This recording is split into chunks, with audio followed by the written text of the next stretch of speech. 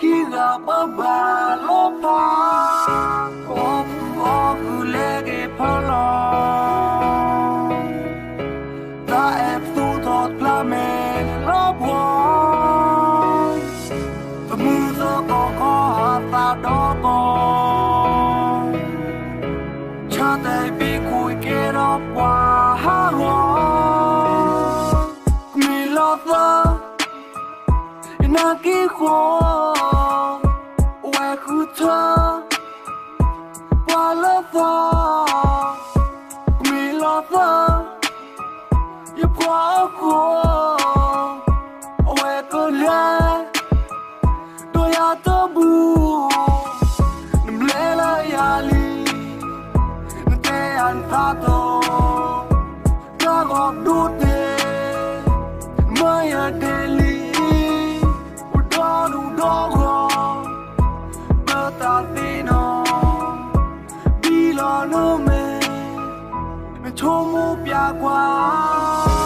Mawita elero paga Noti kwaya bale tulopa Koti hajwalan eya leta Loki keten mamloy meta Kita kema menulen pati kuya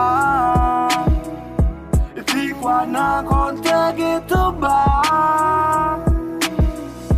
Loma di banika toli Neta tone di neloa Mblela yali Ntean tato Nagok dute Maya deli Udon udogo Betatino Bilano me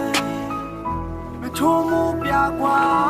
Meski trio kita tati del pora Yuti muta line feino adina Kostu mikro pepe noda Lepa muko heta hawa yawa Kuri sani de bala Wene nalo pate kuyak namo kalulu jado ya Sudo paga noko kaya basado Lama mai jota tua Kuyo lo jopi tota Hekiler ke Twitter reja Roma dia teblo Kane tete ya kanto muna Ena pado ibili bisa botele liburia Kovero Mawita elero paga Noti kwaya bale tulopa Koti hajwalan eya leta